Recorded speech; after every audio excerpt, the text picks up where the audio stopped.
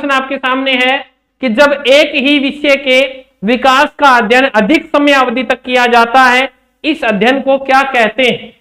ठीक है, प्रश्न बहुत गजब का प्रश्न है। इसमें 2-3 प्रश्नों को अपन सॉल्व करेंगे। क्या प्रश्न कह रहा है, इसका उत्तर दीजिए। बिल्कुल सिंपल सा प्रश्न है।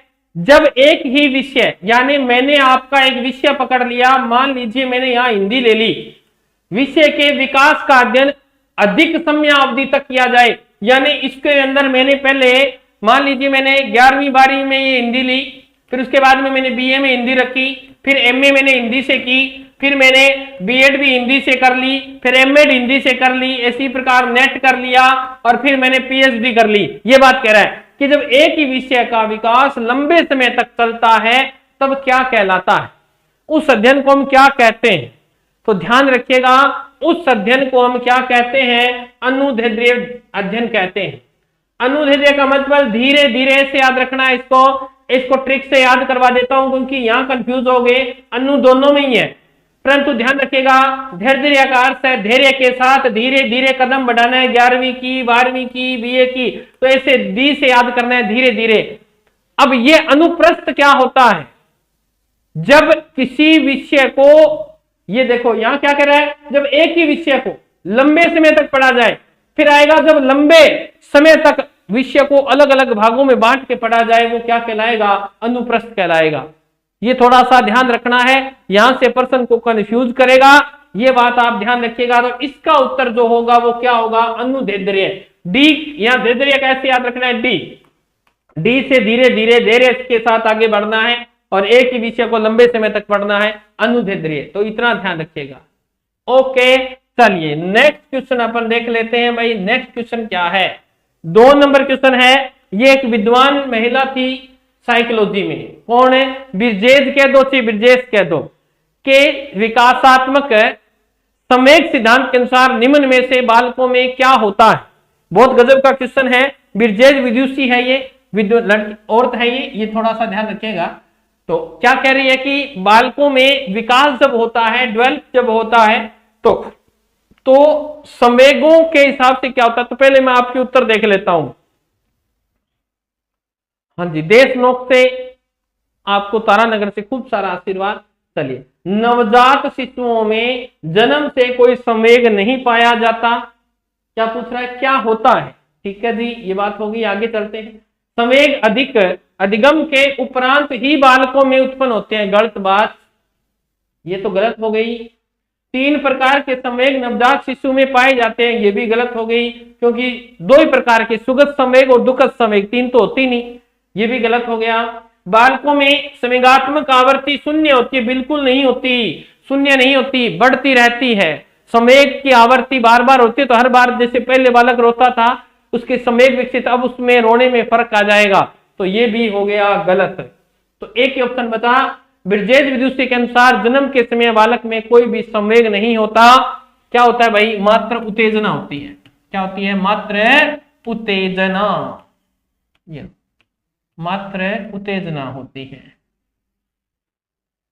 ओके, मात्र उत्तेजना होती है। तो इसका राइट आंसर है, ये बार बार पूछा जाता है कि जन्म के समय बालक में कौन सा संवेग होता है, तो मात्र उत्तेजना ही होती है। ठीक है, हाँ ध्यान रखना। आपको ये लग रहा होगा कि गुरुजी वो रोता है तो कैसे, फिर वो संवेग नहीं है क्या? रोना बिल्कुल है, परंतु जो वो रोता है तो वो संवेग की वजह से नहीं, वो उत्तेजना की वजह से रोता है, क्योंकि मां के गर्भ का टेम्परेचर और जब बाहर के वातावरण का जो टेम्परेचर है जो आपस में मिक्स होता है, तो उसके शरीर के रोंगटे, संवेग नहीं है, वो मात्र उत्तेजना है, उस वजह से रोता है। ठीक है, रोज इसी टाइम क्लास होती है, 4 से 5 बजे का शेड्यूल है, इसी टाइम क्लास होती है। हो सकता है कई बार कोई मैराथन क्लास आ जाए तो समय आगे पीछे हो सकता है, बाकी 4 से 5 का अपना समय फिक्स है। ठीक है बेटा, चलिए हाँ चलो भाई 2 नंबर आगे नेक्स्ट देखते हैं। अच्छा ये रह गया क्या?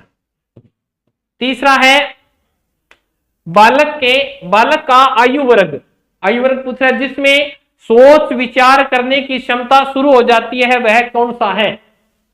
कौन सा है भाई बताओ? जिसमें बालक सोचना प्रारंभ कर देता है, जिसमें बालक सोचना प्रारंभ कर देता है, बताइएगा। आंसरों की वेट कर रहा हूं भाई, मैं देख रहा हूं आंसर देते हो कि नहीं देते। तो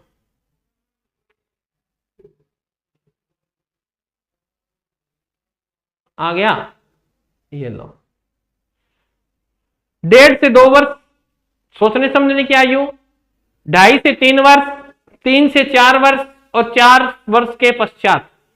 अब ये वर्गीकरण किससे प्रश्न पूछ लिया, ध्यान रखिएगा, ये जीन प्याजे के जो वर्गीकरण है वहां से ये प्रश्न पूछने का प्रयास कर रहा है। जीन व्याज्य का पहला वर्गीकरण है, पहली अवस्था है संवेगी गामक अवस्था, संवेगी गामक अवस्था, ज्ञानेन्द्रिय अवस्था, ये प्रश्न यहां से। तो इसने दूसरा जो चरण बताया था, पूर्व संक्रियात्मक जो अवस्था बताई थी, उसमें बालक सोचना प्रारंभ कर देता है। तो ध्यान रखिएगा, ये इसका राइट आंसर हो जाएगा, क्योंकि इसकी एज 0 से 2 वर्ष बताई थी जीन प्याजे ने। तो 2 के बाद का ऑप्शन तो यही बन रहा है, यहीं से बालक सोचना समझना प्रारंभ करता है। ये देखो, सोच विचार की क्षमता। तो ध्यान रखिएगा, इसका 2 नंबर राइट आंसर है, हो जाएगा। सिंपल सिंपल क्वेश्चनों को तुम गलत कर रहे हो तो भाई तैयारी करो, पढ़ो। मेरे हिसाब से तैयारी प्रॉपर नहीं है आपकी, है ना। हम आए तो थे पढ़ने के लिए, हम किसी और ही चीज के पीछे भागने लग गए। प्रॉपरली पढ़ो, अपने लक्ष्य पर ध्यान केंद्रित करो। ये जो संसार है ये आपको डुबो देगा। जो अनुभवी व्यक्ति हैं वो क्या चाहते हैं, वो यही चाहते हैं कि आप उनके पास चिपके रहें और वो आपका फायदा उठाते रहें। वो आपको कहेंगे कुछ नहीं है, अभी महीना पड़ा है ना, आपका सिलेक्शन हो जाएगा, हम आपको प्राइवेट काम दिलवा देंगे। ऐसा कुछ नहीं है बेटा, पढ़ लो, 2 महीने रहे हैं, पढ़ लो, जसा के रट दो चीजों को। ये सिलेक्शन ही आपको नैया पार करवाएगा। तो ध्यान रखिएगा, 2.5 से 3 वर्ष आए थे पढ़ने को, ओढ़ने लगे कपास। सीधी सी बात है, आए तो हम पढ़ने पर, जिंदगी में लक्ष्य तो पढ़ने का लिया था इस 9 वर्ष पर, तो काम तो कुछ और ही लगे पड़े। कोई इंस्टा चला रहा है, कोई व्हाट्सएप चला रहा है, कोई सोशल मीडिया पे अपने पोस्ट डाल रहा है, ये कर रहा है वो कर रहा है। भाई ये सब ढोंकले हैं, ये छोड़ जाएंगे आपको। जब तक आप जिंदा हो, मतलब जिंदा का, जब तक आप फड़क रहे हो, जब तक आप सुंदर हो, जब तक शरीर काम कर रहा है, तब तक लोग आपका फायदा उठाएंगे और बाद में छोड़ जाएंगे। मेरी वाली बात मैंने बहुत लोगों को कही, परंतु किसी ने नहीं मानी, और आज उनका नतीजा क्या है उनको पूछ लीजिएगा। चलिए, ऐसे प्रश्न गलत करोगे, इजी इजी क्वेश्चन, तो बहुत गलत बात है भाई। आधुनिक मनोवैज्ञानिकों ने कौन से कारकों को संवेगात्मक विकास के लिए उत्तरदायी माना है? बहुत बढ़िया प्रश्न है। आज मॉडर्न जो साइकोलॉजिस्ट है वो किस चीज को क्या मानते हैं कि संवेगात्मक विकास जो होता है इनकी वजह से होता है। तो किन की वजह से होता है वो ये पूछना चाह रहा है। पहला ऑप्शन दे रखा है उसने, मैच्योरिटी यानी परिपक्वता, और आपकी आर्थिक स्थिति, यानी आप ऑटोमेटिक बढ़ रहे हैं, आपकी आयु यानी वो परिपक्वता है, और ये आपके पैसों की स्थिति है, आपके घर की स्थिति है, आर्थिक है। तो ये देख लिया, ये तो संवेगात्मकता इसमें कहाँ गई, नहीं आई।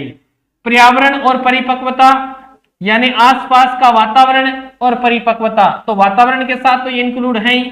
आगे देखते हैं, ये भी नहीं हो सकता, ये भी नहीं। अब बेस्ट ऑप्शन निकालना है अपने को, परिपक्वता एवं अधिगम, और यही विकास का सूत्र था, याद है तो। ये मैं विकास का सूत्र आपको करवा के गया था यहाँ मल्टीप्लाई करके। आगे देखते हैं, अधिगम एवं पर्यावरण, ये भी नहीं। तो इसका मेरे हिसाब से इसका 4 नंबर राइट आंसर होगा, 4 नंबर, क्योंकि विकास का सूत्र यही है कि परिपक्वता जैसे जैसे बढ़ती है वैसे वैसे व्यक्ति अधिगम सीखता जाता है, वैसे वैसे संवेगों पर नियंत्रण करना सीख लेता है। तो वही इसका राइट आंसर होगा, 3 नंबर इसका राइट आंसर है।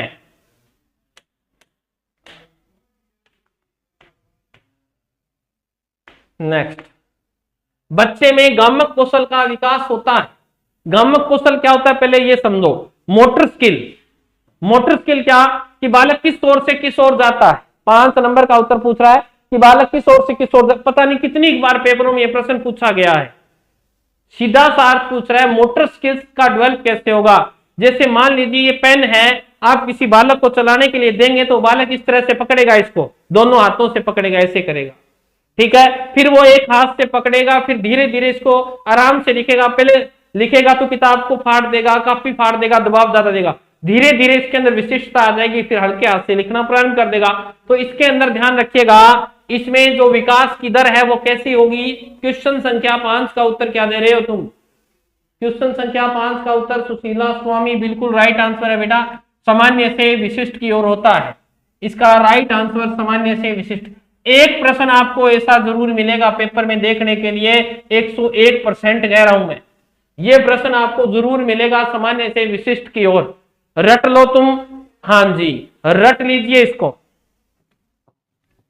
चल फिर है बीएफ स्किनर के अनुसार बच्चों में भाषा विकास निम्नलिखित का परिणाम है। स्किनर महोदय की बात कर रहे हैं, बुरहेस फ्रेडरिक स्किनर पूरा नाम था इनका। क्या कह रहे हैं, भाषा विकास में निम्नलिखित का परिणाम है कि बालक में जो भाषा का विकास होता है ना वो कैसे होता है।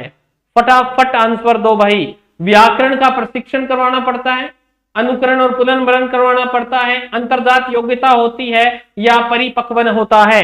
ये परी में छोटी मात्रा लगानी थी, कोई बात नहीं, कर दी तो हेर फेर हो गई। चलिए बताइएगा इसमें, बताओ भाई बताइएगा।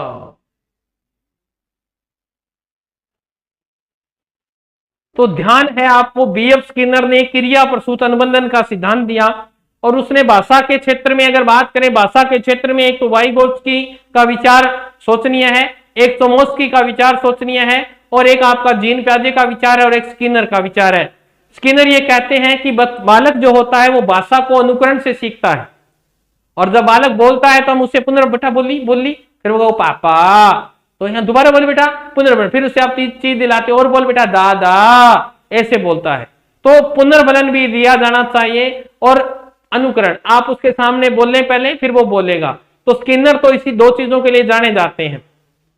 जीन प्याजे क्या कहते हैं, जीन प्याजे कहते हैं कि पहले भाषा के विकास में पहले विचार आता है और भाषा क्या आती है, बाद में आती है, भाषा बाद में आती है। ये बात कही किसने, जीन प्याजे ने। परंतु इसका विपरीत किसने कहा कि पहले भाषा आती है और विचार बाद में आता है, तो ये बात कही थी वाइगोत्स्की ने।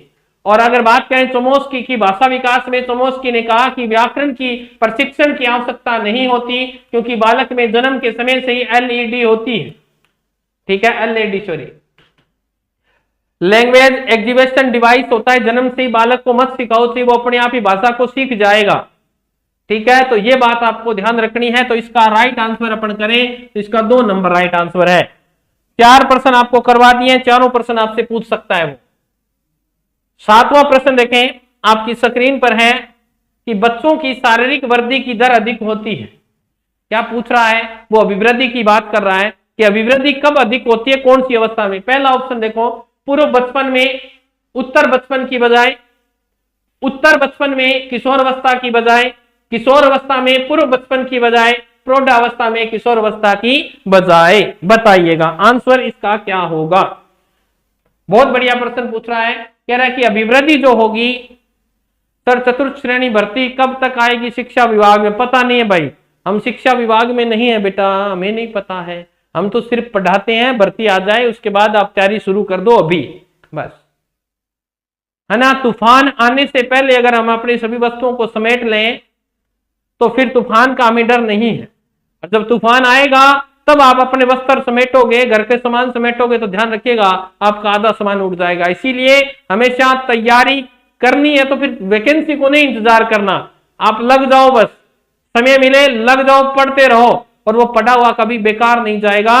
इसीलिए ध्यान रखा करो, भर्ती हो न हो पढ़ते रहो, जो आपको दिया जा रहा है उसे ग्रहण करते रहो। चलिए इसका उत्तर हम देने की प्रयास करेंगे कि बच्चों में शारीरिक वृद्धि, पहली बात तो यह ध्यान रखना है पूर्व बचपन, पूर्व बचपन की बात कर रहा है, यानी पूर्व बचपन आपकी शेषवावस्था कह दो इसे, शेषवावस्था। ठीक है, पूर्व बचपन, बाल्यावस्था की बात करें पूर्व बचपन, और उत्तर बचपन की बजाय, बिल्कुल सही बात है, उत्तर बचपन यानी बाल्यावस्था की बात कर रहा है।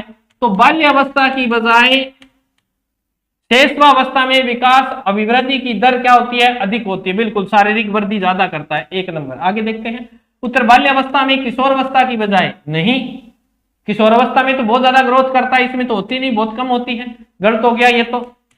किशोरावस्था में पूर्व बचपन की बजाय, किशोरावस्था में पूर्व बचपन, नहीं, किशोरावस्था में तो बहुत कम चीजें सीखी, पूर्व बचपन का मतलब शेषवावस्था, शेषवावस्था में सबसे ज्यादा अभिवृद्धि होती, बालक बैठना सीखता है, चलना सीखता है, शरीर ग्रोथ करता है, सब चीजें होती हैं, तो ये बात भी होगी गलत। आगे है प्रौढ़ावस्था, ये तो होगी गलत, तो इसका 1 नंबर राइट आंसर है, इसका 1 नंबर राइट आंसर है, ए इसका राइट आंसर है भाई। रोहतास गलत उत्तर दिया बेटा, तैयारी नहीं है। संज्ञानात्मक विकास में वंश क्रम निर्धारित करता है। संज्ञानात्मक विकास में आपका जो वंशानुगत है, जीनो जिसे बोलते हैं जीनोटाइप बोलते हैं, वो क्या निर्धारित करता है, ये आपसे वो पूछना चाह रहा है। तो देखो, मस्तिष्क जैसी शारीरिक संरचना के मूलभूत स्वभाव को, ठीक है, शारीरिक संरचना के विकास को संज्ञानात्मक विकास में वंश क्रम निर्धारित करता है। ठीक है, वंश क्रम किसको निर्धारित करता है? ठीक है, मस्तिष्क जैसी शारीरिक संरचना के मूलभूत स्वभाव को बिल्कुल करता है, शारीरिक संरचना के विकास को नहीं। शारीरिक संरचना जो है वो कहां, मानसिकता की कोई बात ही नहीं कर रहा। शारीरिक तो माता पिता 5 फीट के हैं तो संतान भी 5 फीट की है। ये जरूरी नहीं है कि माता पिता तीव्र बुद्धि के तो संतान भी तीव्र बुद्धि की, तो ये तो गलत हो गया भाई।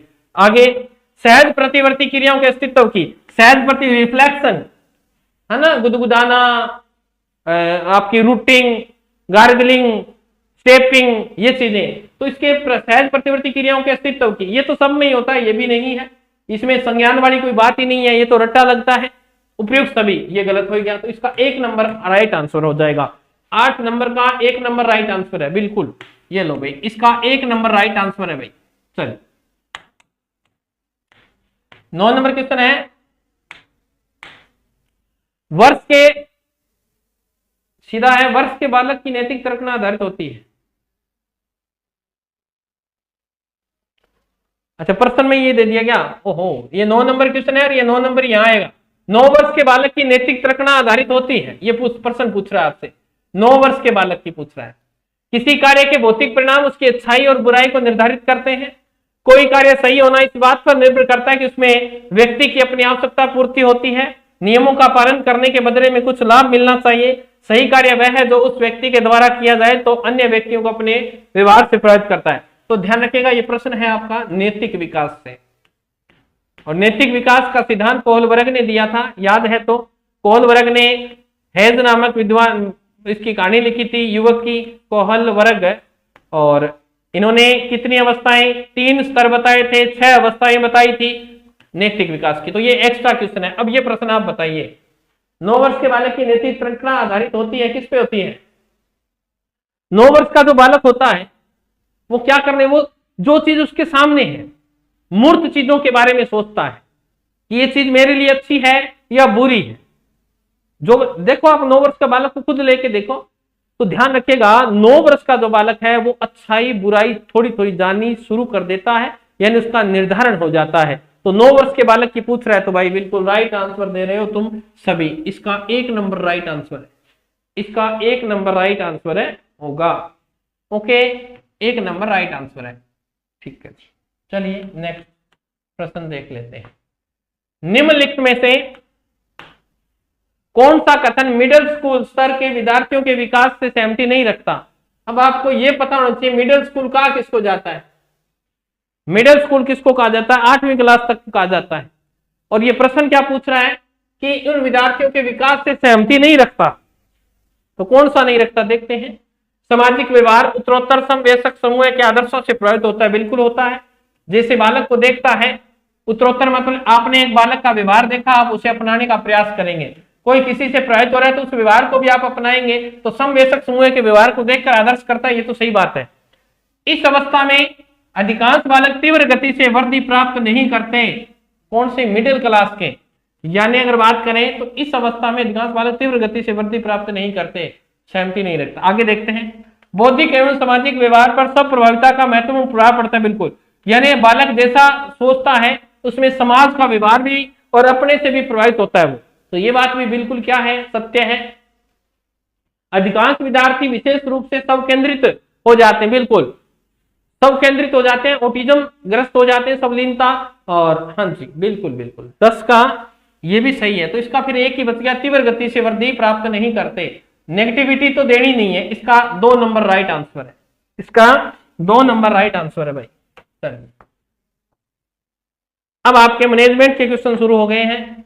चलिए पहला प्रश्न वैसे का वैसा, मैंने कहा था यहां से प्रश्न आपको मिलेगा और आज आपका उत्तर गलत नहीं होना चाहिए किसी का। 2 दिन हो गए क्लास में उत्तर गलत करते हुए, और अब मैं जो विद्वान लोग मेरे साथ जुड़े हैं उनके थोड़े बहुत नाम ले लेते हैं ताकि आपका हौसला बढ़े कि गुरुजी हमारे नाम भी तो लेते हैं। चलिए, उर्मी, रोहतास, कृष्ण, सुशीला, ओम बिश्नोई, राणा, SD चारण और राणा बाला, ठीक है, सादुल मारवाड़ी, सुशीला स्वामी, हाँ जी, टीना, हाँ जी। और बताओ भाई, बताइएगा इसका उत्तर बताओ भाई फटाफट। 11 नंबर का आंसर दो, देखते हैं कौन इसका सही उत्तर दे पाता है। एक प्रश्न ध्यान रखिएगा, पेट पूछेगा आपको, फुल फॉर्म पूछेगा, और मैंने कल ही आपको इनकी फुल फॉर्म की ट्रिक बता दी थी, बस कुछ नहीं करना, सिर्फ देखना है। देखो, social media interface to learning engagement, ये तो नहीं हो सकता। सोशल मीडिया इंटरफेस 4 आ गया, बस गुरुजी 4 आ गया, हम तो यही उत्तर करेंगे, कर दो भाई, ये लो, यही उत्तर आपका सही हो गया, बस लर्निंग एंगेजमेंट। ओके, ये हो गया ना सही? हाँ जी, मैनेजमेंट की क्लास लगाओ सर जी, लगान लाग रही हूँ, मैनेजमेंट का प्रश्न करवाने ला रहे थाने, और क्या लगा, वहां प्रश्न लगा दिया, बाकी मैनेजमेंट करवा दी, सारी कंप्लीट होगी। चलिए, ये लो 2 नंबर। 12 नंबर देखो, स्माइल कार्यक्रम में कंटेंट किसके द्वारा तैयार किया जाता है? स्माइल कार्यक्रम में जो कंटेंट होता है, पता है ना ये कार्यक्रम कब चला था? कोरोना काल के दौरान चला था, जब बच्चे शिक्षा से पिछड़ रहे थे और पिछड़ने की वजह से सरकार उन्हें शिक्षा की मुख्य धारा में लेके आना चाहती थी, इसलिए इस कार्यक्रम को क्या किया गया, शुरू किया गया। कोरोना काल में हम घर बैठे थे, बच्चे खाना खाते थे, सो जाते थे, खाते थे, सो जाते थे, और वैसे ही शिक्षा में हम पिछड़े हुए हैं। तो उस चीज के लिए क्या किया गया, सरकार ने कहा कि एक प्रोग्राम बनाते हैं ताकि बालकों के घर तक पहुंच सके और उन्हें घर पर ही शिक्षित किया जाए, वही था स्माइल प्रोजेक्ट।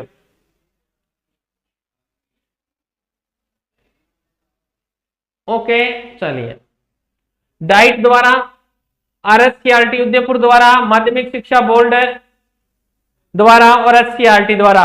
12 नंबर का राइट आंसर दीजिएगा भाई, किसके द्वारा यह कार्यक्रम शुरू किया गया? इसका जो कंटेंट है, जो पाठ्य सामग्री है, वो कौन उपलब्ध करवाता था? तो ध्यान रखिएगा, स्माइल प्रोजेक्ट में कंटेंट किसके द्वारा तैयार किया जाता था? बिल्कुल राइट आंसर आ रहे हैं भाई आपके, स्माइल प्रोजेक्ट में RSCRT उदयपुर, ये हमारे पाठ्यक्रम का निर्धारण करती है। कक्षा 1 से 12 पहले अलग अलग था, अब यही निर्धारण करती है, पाठ्यक्रम को चुनती है और उसका प्रकाशन आपका प्रकाशन मंडल कर देता है। तो 1 से 12 तक की किताबों का सब देख रेख यही करता है RSCRT, ठीक है जी, ये आपको ध्यान रखना है। स्माइल 3 कार्यक्रम किस कार्यक्रम के अंतर्गत संचालित किया गया? जब स्माइल 3 चलाया गया तो किस लिए ई कंटेंट आ गया था, और ई कंटेंट कौन सा? मल्टीमीडिया का पूरा डिजिटल वर्ल्ड पे पढ़ाना, उसके अंदर शामिल किया गया। तो आओ घर में सीखे 0.0 कार्यक्रम, आओ घर में सीखे 0.2 कार्यक्रम, आओ घर में सीखे 0.3 कार्यक्रम और हवा महल कार्यक्रम। तो आप बताइएगा स्माइल 3 कार्यक्रम किस कार्यक्रम के अंतर्गत संचालित किया गया? बहुत गजब का क्वेश्चन, जब मैंने आपको पढ़ाया था और ये पूछा था कि ये प्रश्न बन सकता है, और वही प्रश्न मैंने आपको बना के दिया है। हाँ जी, ध्यान रखिए, कार्यक्रम तो स्माइल 3 है, परंतु आओ घर में सीखें 2.0, इसको इस तरह लिखा जाएगा। ये था आपका सीधा 2, ये है 3.0। तो ध्यान रखिएगा, ये ऐसे भी दे सकता है घुमाकर। तो ये 2.0 इसका कार्यक्रम की थीम थी। ये 3 है, परंतु यहाँ 2 आएगा। ये मैंने बार बार कहा था, जिन बच्चों ने क्लासें लगाई है उनको पता होगा कि ये प्रश्न बनेगा। 14 नंबर क्वेश्चन देखो, हवा महल कार्यक्रम के अंतर्गत कितने क्रियाकलाप का प्रसारण किया जाता है? वर्तमान का पूछ रहा है आपको, कितने प्रकार के कार्यक्रम उसमें प्रसारित होते हैं। अब तो इसमें एक कार्यक्रम और भी जोड़ दिया है, 6ठा कार्यक्रम जोड़ दिया है, पुस्तकालय वाला। परंतु जब ये किया, जब शुरू हुआ, तब इसमें कितने कार्यक्रम थे? आज की कहानी, आज की कविता, इस तरह के बच्चों का कोना अध्यापक के लिए अलग था, अभिभावकों के लिए अलग था। तो हवा महल कार्यक्रम जो स्माइल प्रोजेक्ट के तहत शुरू किया गया, तो ध्यान रखिएगा हवा महल में कितनी बिल्डिंग है? 5। अवामेन में कितने अक्षर है? 1 2 3 4 5। इसका उत्तर क्या हो जाएगा? 5 हो जाएगा गुरुजी। वर्तमान में इसमें 6 कार्यक्रम है, पुस्तकालय इसमें और ऐड कर दिया है। तो ध्यान रखिएगा 14 नंबर का 5 नंबर होगा। स्माइल कार्यक्रम के अंतर्गत ई कंटेंट के लिंक के साथ भेजे जाने वाला क्या संदेश था? बहुत गजब का प्रश्न है। जब व्हाट्सएप पे मैसेज जाया करता था तो उसके ई कंटेंट के साथ एक मैसेज भी भेजा जाता था, या कह सकते उसका लोगो क्या था? घर घर में मस्ती और पढ़ाई, हर घर स्कूल घंटी बजे, हर सवेरे 9 बजे हर घर स्कूल घंटी बजे, उपयुक्त में से कोई नहीं। बहुत गजब का क्वेश्चन पूछा है, टैग लाइन पूछ ली है। 15 नंबर का आंसर दीजिएगा।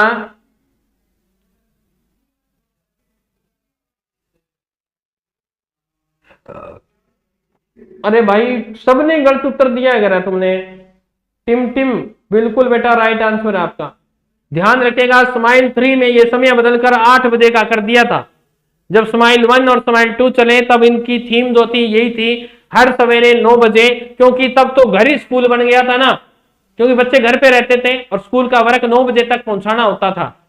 ठीक है, तो इसका सी राइट आंसर होगा, इसका सी राइट आंसर। परंतु जैसे ही तीसरा कार्यक्रम चला उसमें समय 8 बजे कर दिया गया है। ध्यान रखिएगा स्माइल 3.0 का ये थीम बदल दी गई थी, हर सवेरे 8 बजे हर घर स्कूल घंटी बजे, उसकी थीम ये है।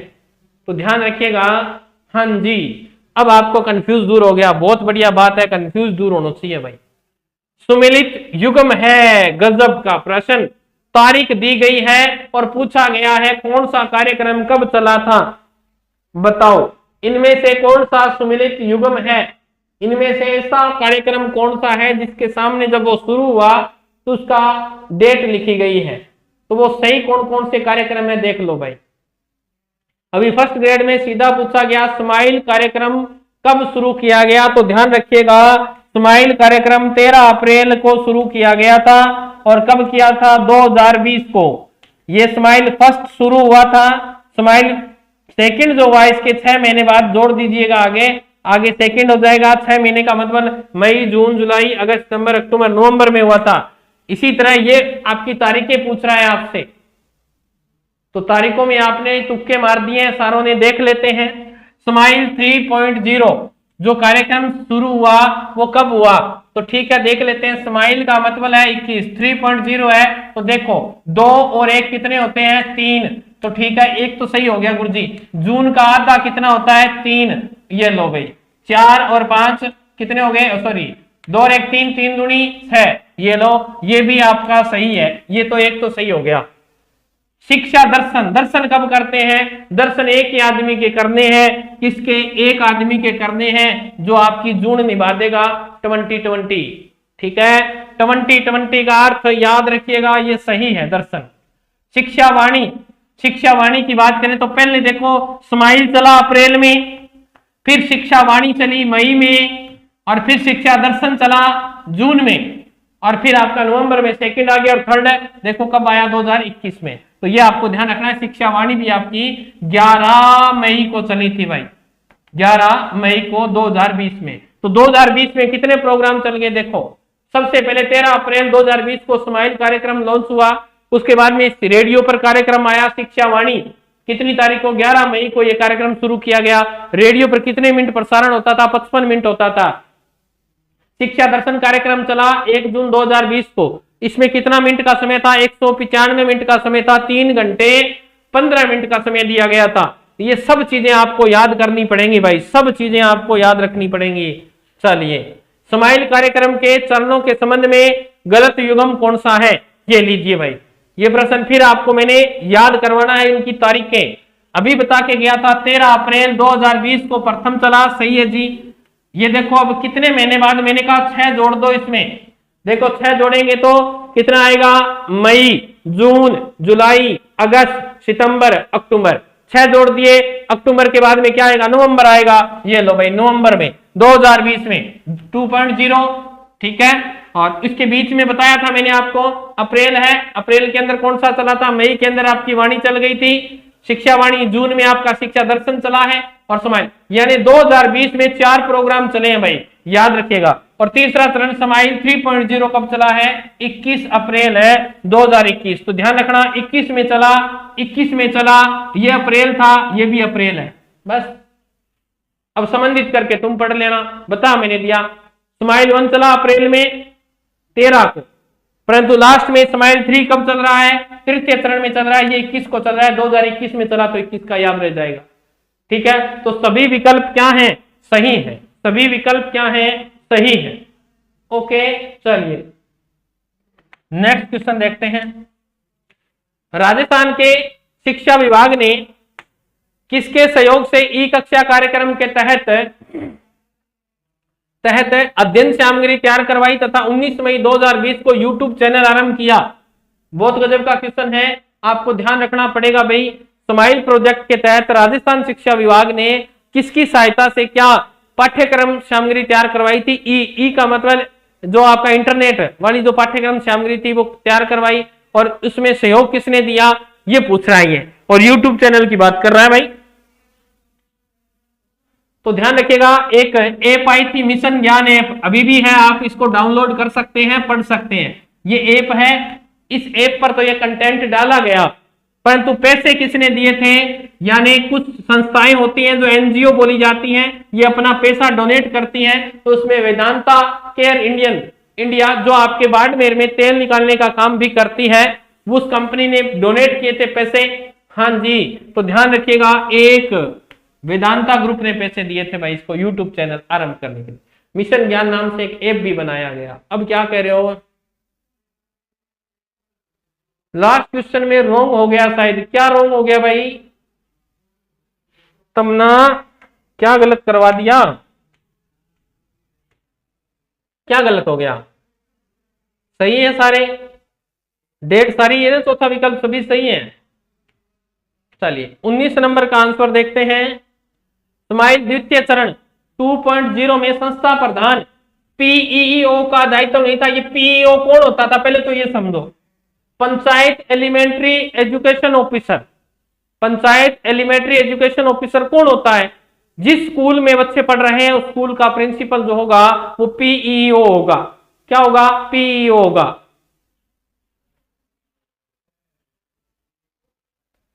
चलिए, किसी शिक्षक के क्या दायित्व नहीं है? किसी शिक्षक के छुट्टी पर होने पर उसके स्थान पर अन्य शिक्षक को दायित्व नहीं सौंपता। गूगल शीट के माध्यम से साप्ताहिक अपने पीओ परिक्षेत्र की रिपोर्ट भेजना, विद्यार्थियों तक पाठ्य पुस्तकें तथा वर्क बुक भेजना, नियमित रूप से पोर्टफोलियो का अवलोकन व पर्यवेक्षण करना।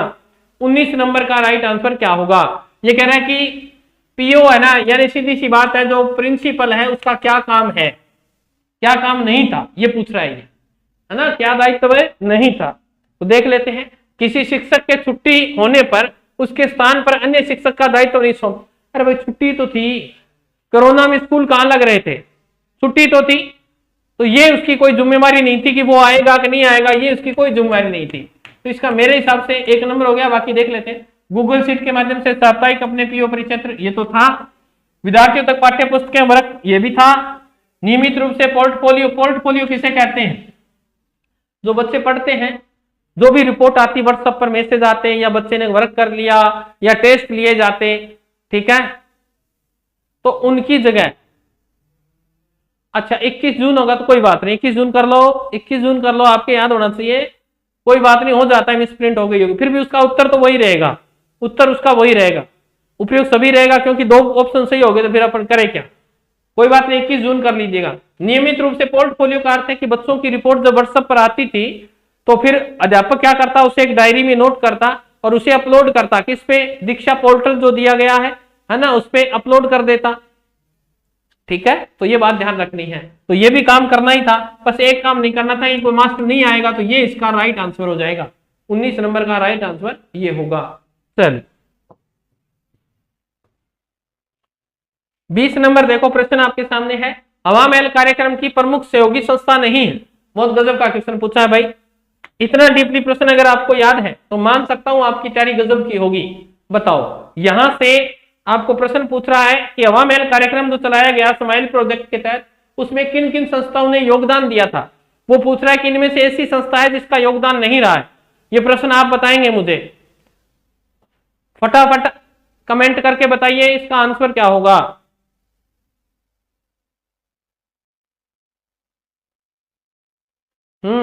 बताइएगा इसका आंसर क्या होगा।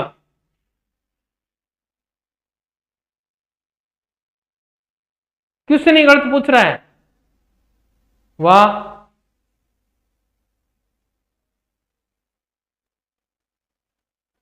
बहुत गजब की तैयारी है भाई आपकी। पिरामिड फाउंडेशन था भाई, यूनिसेफ तो सहयोग कर ही रहा था, सबको पता ही है। प्रथम एजुकेशन फाउंडेशन भी था, परंतु एनसीईआरटी नहीं थी, एनसीईआरटी कोई सहयोग नहीं कर रही थी, ये ध्यान रखना। इसका राइट आंसर होगा 4 नंबर, इसका राइट आंसर है 4 नंबर होगा भाई। ये तीनों संस्थाएं सहयोग कर रही थी इस्माइल हवा महल कार्यक्रम के अंतर्गत। ठीक है, 21 नंबर देखें, विशेष आवश्यकता वाले CW है क्या, चिल्ड्रन विद स्पेशल नीड्स। ठीक है, आवश्यकता वाले बालकों के लिए कौन सा कार्यक्रम संचालित किया गया, मिशन समर्थ किया गया, मिशन अमृत किया गया, ई कक्षा या लहर कार्यक्रम। 21 नंबर में मारो तुक्का, मुझे पता है आप क्या तुक्का लगाओगे, आपका प्रश्न क्या गलत करोगे, मुझे पता है इस चीज का। बताइएगा, विशेष आवश्यकता वाले बालकों के लिए, जिसे हम चिल्ड्रन विथ स्पेशल नीड्स, इन बालकों के लिए घर में पढ़ने के लिए क्या सुविधा उपलब्ध करवाई गई, तो उस प्रोग्राम को क्या नाम दिया गया, उस प्रोग्राम को क्या नाम दिया गया था। तो ध्यान रखिएगा प्यारे बच्चों, उसका नाम यही था, मिशन समर्थ। ये विशेष आवश्यकता वाले बालक हैं तो इनको क्या करना है, समर्थ बनाना है, तो मिशन समर्थ ये नाम रखा गया था इसका। हाँ, ज्यादा ज्ञानी आदमी हो तुम। हवा महल कार्यक्रम का प्रारंभ कब किया गया, ये लो, ये प्रश्न आप बताइए, हवा महल कार्यक्रम कब शुरू किया गया था, बताइए इसकी डेट बताओ भाई, हवा महल कार्यक्रम कब शुरू किया गया, हवा महल कार्यक्रम कब शुरू किया गया, इसकी डेट बता दीजिए।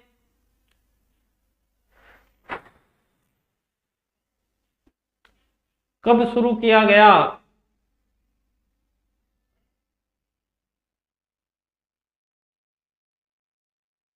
चलिए हम बता देते हैं इसका, 2 मई 2020 को हवा महल, ध्यान रखिएगा हवा महल में 5 कार्यक्रम आया करते थे पहले, क्योंकि हवा महल में कितनी बिल्डिंगें हैं, 5 हैं गुरुजी, ऐसे 5 बिल्डिंगें हैं, 5 मंजिली है तो 5, परंतु वर्तमान में 6 कार्यक्रम इंक्लूड कर दिए हैं। अब इसके अंदर है क्या, 2 मई 2020 से इसको स्टार्ट किया गया, तो ध्यान रखिएगा 2 मई 2020 को इसे स्टार्ट किया गया है। 2020 का मैच हुआ, 2 बार हुआ, 2 बार लॉकडाउन लगा, ये लो 5। हवा महल कार्यक्रम में देखो ये क्या है, 5 बिल्डिंग, तो मई कौन सा महीना होता है, 5वां होता है, ऐसे याद रखना है। 2020 आ रहा है, 2020 में 2 बार 2 आ रहे हैं, बस ऐसे याद रख सकते हो। हवा महल कार्यक्रम 5, ध्यान रखिएगा हवा महल कार्यक्रम। ओके, आज के लिए इतना ही समय हो गया है नेक्स्ट क्लास का, तब तक मिलेंगे कल नए बिंदु के साथ, तब तक स्वस्थ रहें, मस्त रहें। जय राजस्थान, जय भारत।